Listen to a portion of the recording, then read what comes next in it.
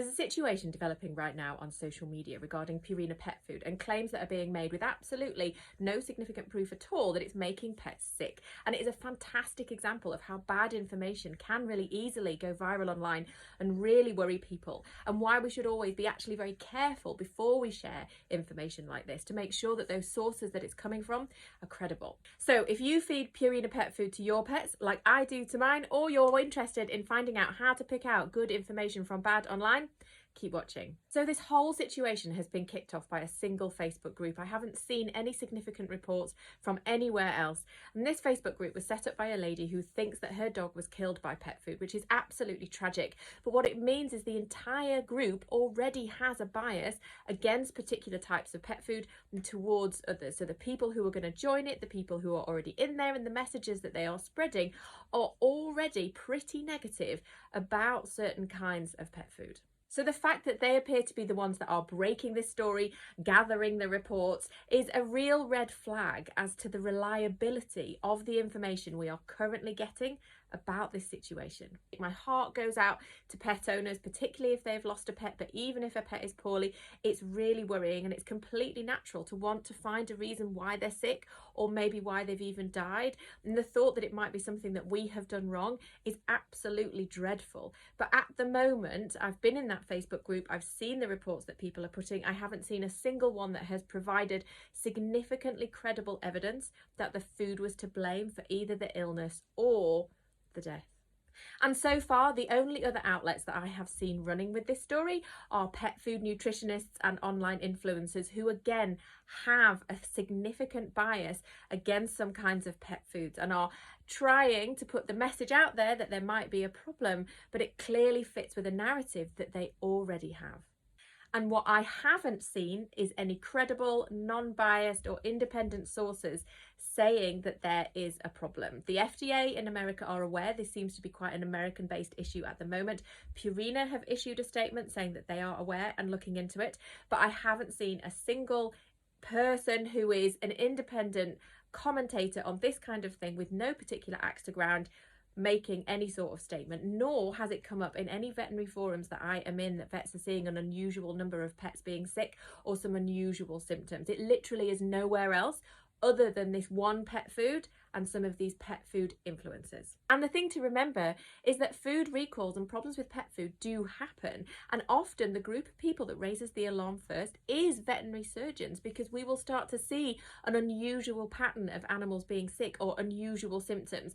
For example, back in 2021 here in the UK, we had a problem where cats started to develop a really weird blood disorder, and it was vets that raised the alarm, that contacted the proper authorities, that realised that the common denominator with these cases was the food, and it was them that kicked this whole process off, not Facebook groups and not pet new food influencers. It was the veterinary profession themselves. And the other thing about the reports that we're seeing in this Facebook group at the moment is they're incredibly varied. We've got both cats and dogs apparently affected. The symptoms are really wide ranging, as are the ages of these animals. And usually when you have a pet food problem, it is a very specific, it's either a very specific kind of pet food or a very specific kind of pet, or it's a very specific and unusual symptoms. And we're not getting that, but we're not picking out any sort of particular pattern here. And again, that does point towards the fact that this actually isn't a problem, which is of course what we would all want.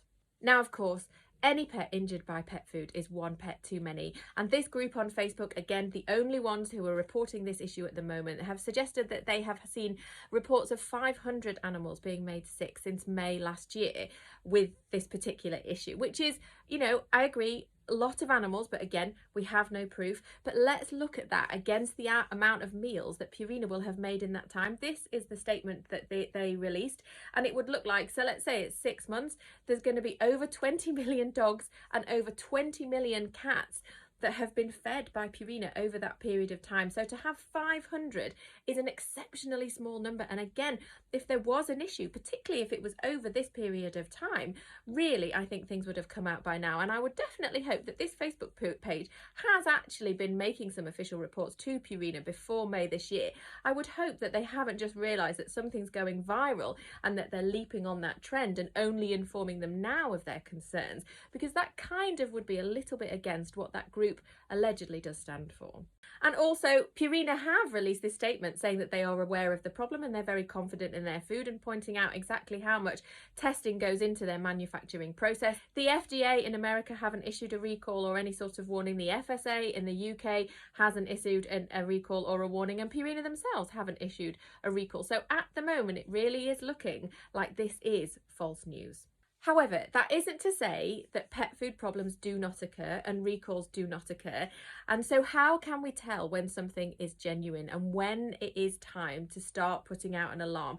What kind of things should you be looking for online in those reports that can give you the confidence that what they're saying has a basis in truth? So first of all, look for those official announcements and reports from people like the FDA or the FSA, and of course the pet food companies themselves, and you will be able to see those reports on their websites, on their genuine websites, and of course spread on their social media pages. Secondly, check who is sharing the information that you are reading and look at to see if they do have a bias or a particular narrative that this particular piece of information is actually serving.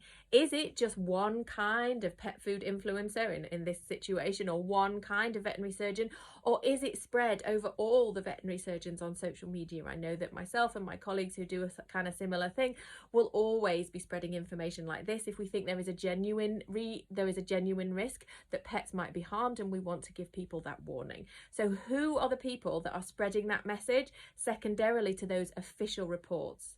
Thirdly, has there actually been a recall? Is that pet food company reaching out to their consumers and to the wider public and saying, guys, we're really sorry, we think there's a problem with our diets, please stop feeding it, please bring us the bags back, we will refund your money? At the moment in this situation, there is no recall. And finally, what does your own vet say? They're the ones that know you and your pet the best, and although they will be caring for their animals in their clinic, they, like me and every other vet professional, will be plugged into networks where we talk to each other, and we can talk to each other now thanks to the internet and thanks to social media on a global scale. So that is why when there really is genuinely an issue, the message gets out super fast to the profession. So ring your vet and have a chat to them, and I bet you they will say they have had no reports and they have no concerns. So at the moment, with this Purina issue, we have no recall, we have no official reports, and we have no clear proof either that there actually is a problem beyond a bit of viral hysteria on the internet. That's not to say that there might not be an issue, but the thing to do now is just to stay calm, to look credibly at the sources, and if anything else changes, I will let you know.